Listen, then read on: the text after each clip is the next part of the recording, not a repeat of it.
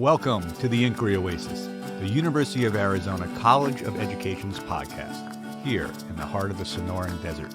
We bring you conversations with our esteemed faculty members and staff whose research impacts lives from southern Arizona to the far reaches of the globe. We explore the transformative power of education in this border town, where diverse cultures and ideas converge, weaving a tapestry of innovation with compassion and a sense of wonder.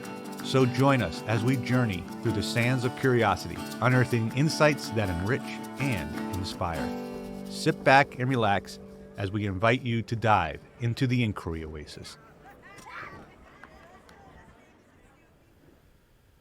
Thank you for tuning into the Inquiry Oasis. I'm your host, Jeffrey Anthony, and today we're honored to welcome Dr. Sunggye Hong, an associate professor in the Department of Disability and Psychoeducational Studies, and David and Minnie Meyerson's distinguished professor and special education unit chair at the University of Arizona College of Education. Dr. Hong has dedicated his career to promoting equal access to educational opportunities for students who are blind or visually impaired, with or without additional disabilities. His research encompasses areas such as Braille reading, assistive technology, and the STEM education of students with visual impairments. Whether it's through teaching classes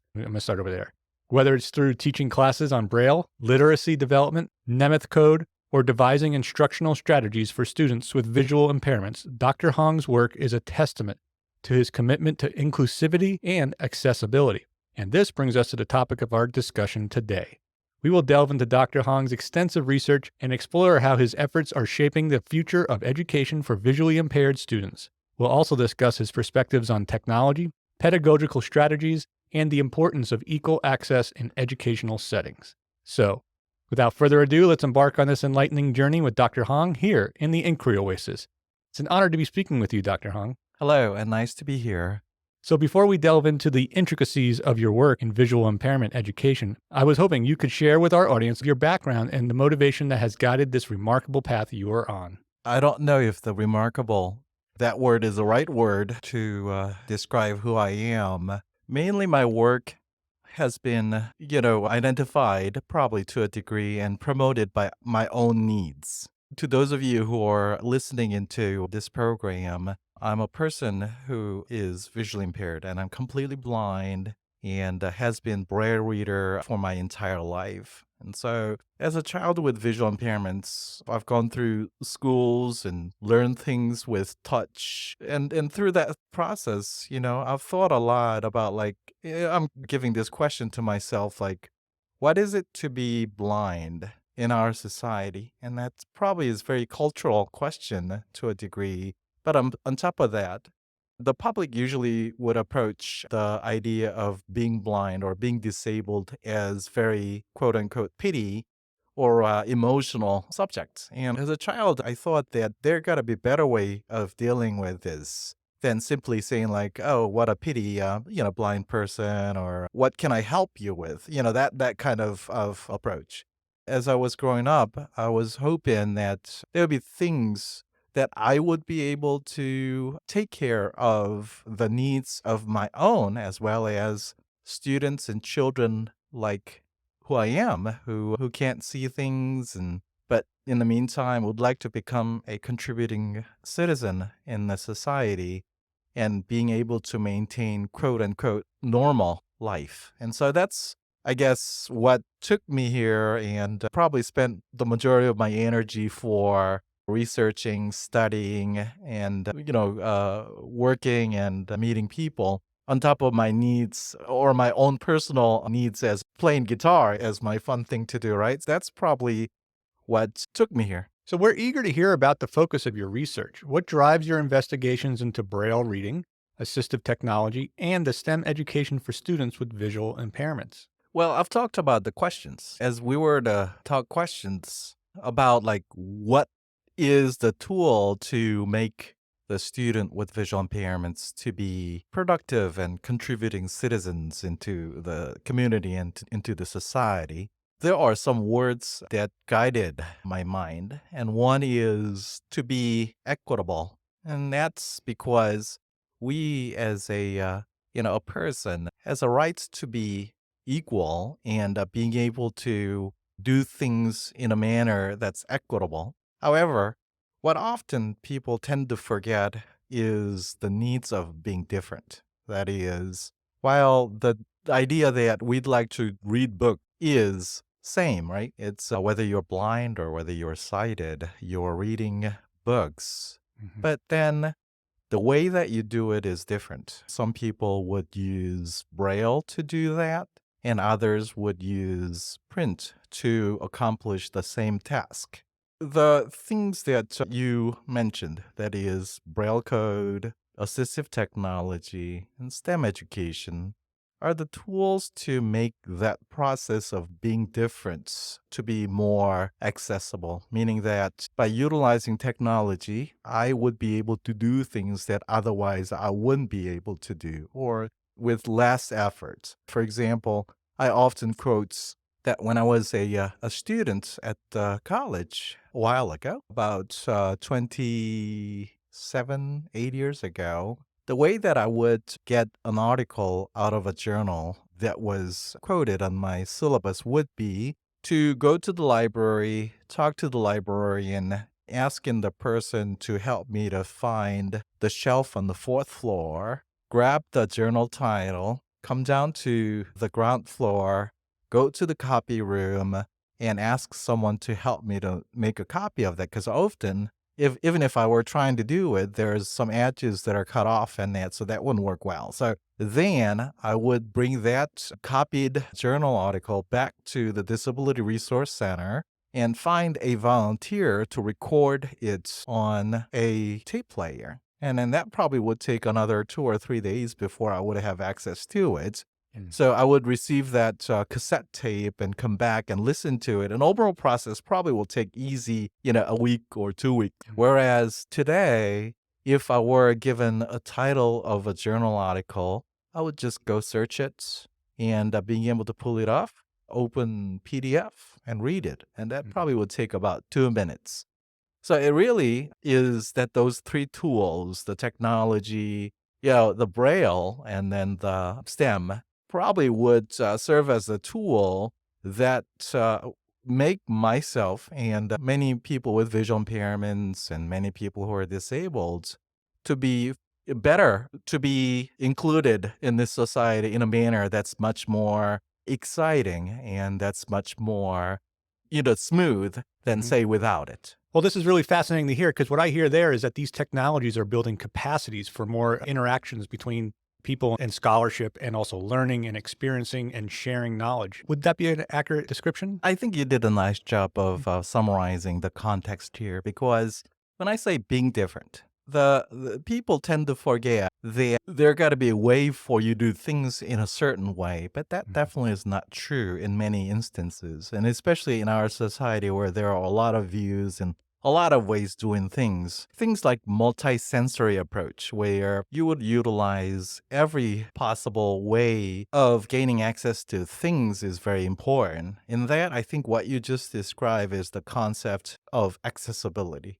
where it's not just blind people, it's not just people with disabilities to have the rights to be accessible, right? The things can be different, but in a way, that we should be able to enjoy an experience where all the things that we do is accessible. And in that, I would like to bring a quote.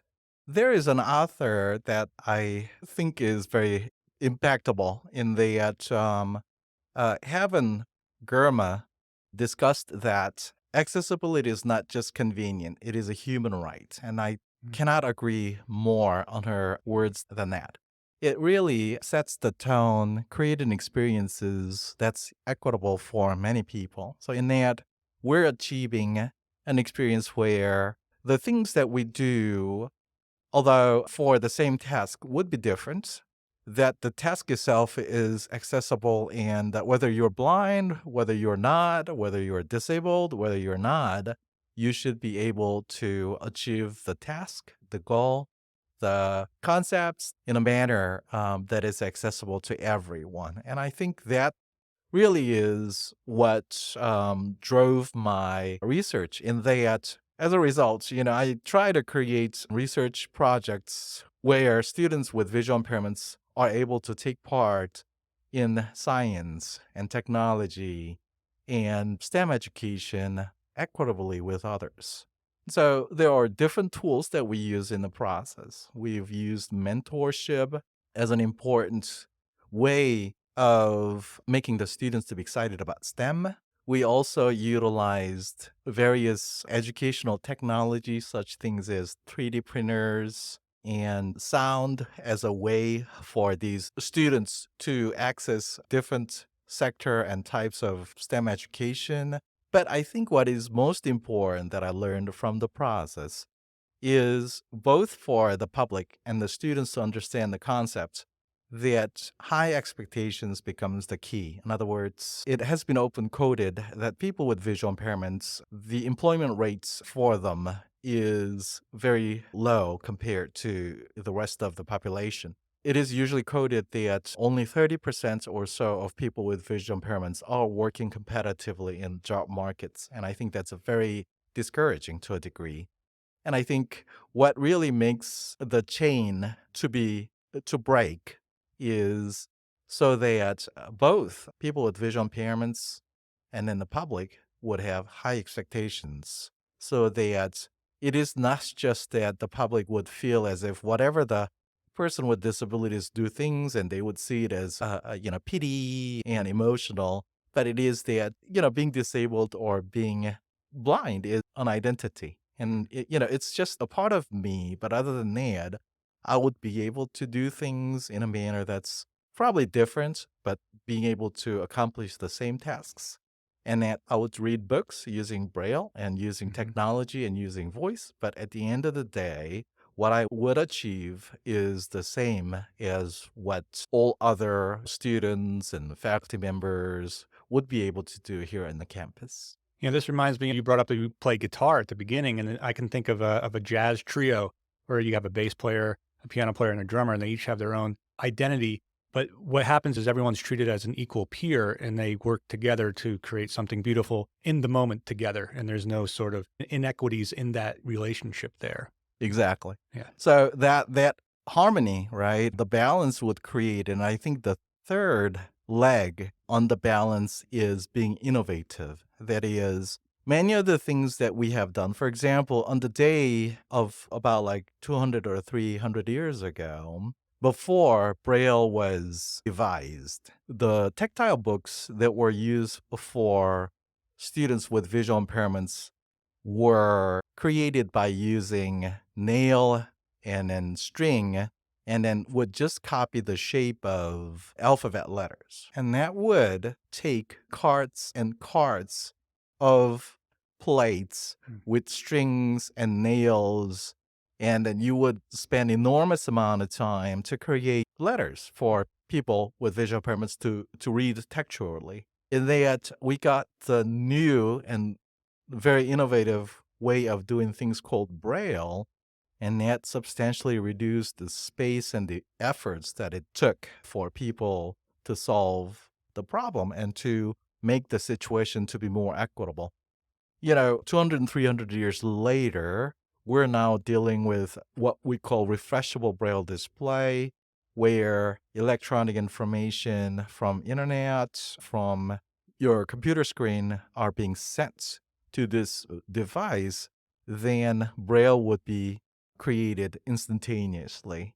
And that probably will not take a carts of Braille books to carry, but would still provide the same experiences that otherwise the people in the 18th and 19th century would have appreciated. So in that sense, I think being innovative and coming up with ideas that are sparkling and being able to solve problems, I think is an important aspect. Well, I want to move on to our next question here, which is understanding our personal connection to our work is often key to realizing its full impact. Could you explain why this research is important to you? And I think it is important to me personally. As a child going through a school for the blind during my middle and high school days, I was so excited a lot about science, stars, black hole, and things that are happening up in the sky. And I asked to my teachers, to my friends, that I'm so interested in studying for planetary science. And the answer always has been no. Mm. And they think that it is not accessible.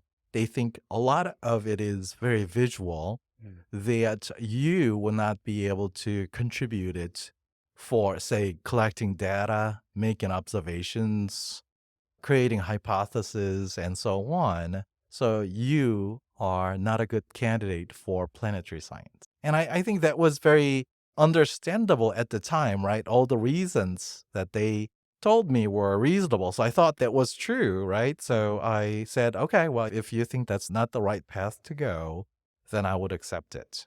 Later, when I had an opportunity talking with many capable faculty members here at the university and some of my friends there at the Planetary Science, they said that actually the data that is being collected from far is numbers. It is numeric data that we receive. However, the conversion is taking place with visual images because that's what a lot of audiences use, right? And so, for that matter, if we could change it to touch, textual format, and if we could change those numeric data into sound, then I should be able to appreciate the same experiences that my sighted planetary scientist would have. And we didn't know that.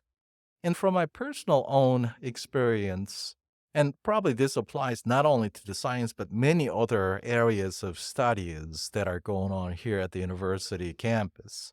It is very easy for us to say that, hey, it is not accessible. Hey, I don't think you'll be able to participate in it because many of the things are visual. But flipping the coin and thinking about the idea that it is possible for us to change and make it to be accessible. So coming back to the word of being accessible, it is not convenience, it is rights, right? So in that sense, I was so excited. For example, I conducted a National Science Foundation sponsored research projects that utilizes 3D printing materials and convey the ideas of geological features of Mars to students with visual impairments and use that as a motivational factor for their science education.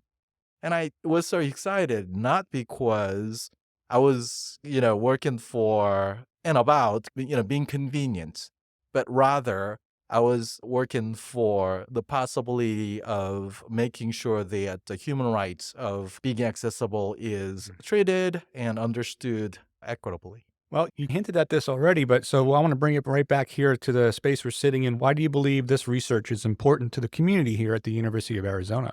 There are a couple of things that I think it is very important. One, like I said, since it's a human right, the university has every responsibility to provide its knowledge and its research capacity to topics that may not necessarily be most fashionable. That's one thing. But the second thing is, while I'm talking about students with visual impairments and their needs, the knowledge of today's society is very commingled and interrelated. In that sense, I have number of students from the planetary science departments who happen to be sighted and told me that when they textually observed some of the 3D printed models that we create for the projects, they were able to make sense of Mars and its features much better than simply seeing it. There, I think the value of my work and research that delve into touch and sound is so that we as a university and as a powerhouse of research would be able to create a vehicle where multisensory approaches being applicable to many other types of research. In that, I had an opportunity to run a project together, a faculty member in engineering departments. The idea was to create an obstacle detection for people with visual impairments. Later, the faculty member was able to utilize that very technology with his graduate students for research in the area of autonomous vehicle and being able to use the system to detect obstacles around the vehicle. And I think that really shows the identity of these small scale, but very distinctive and innovative type of research ideas and knowledge. It not only would just imply and affect the group of students, in this case, students with visual impairments, but in many cases, depending on the way that it is implied and applicable, that it be able to be used by many other society and community here at the university campus. That was really fascinating. While you've been doing this research, has there been any discoveries or outcomes that have just taken you by surprise? Well, surprise, I don't know is the right word to describe it, but one thing that we've learned that I think is very fascinating is that indeed students with visual impairments can become very excited about science. Again, going back to that expectation, the public often would understand that science is something that is so visual that many students with visual impairments would not be able to have a lot of fun and motivational experiences.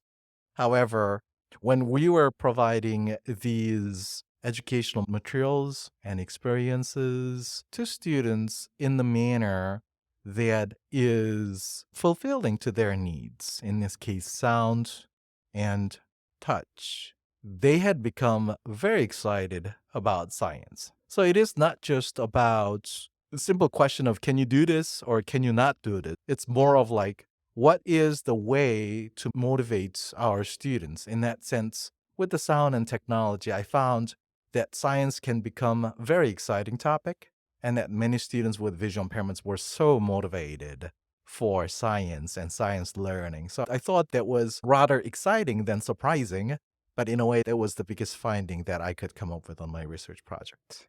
If you could jump into a time machine and observe the state of education for the visually impaired and the state of assistive technology, what would you love to see in this future? Probably among many needs that people with visual impairments have, one of the two most distinctive needs may be to move around independently and freely, and then to read independently and freely. Hmm.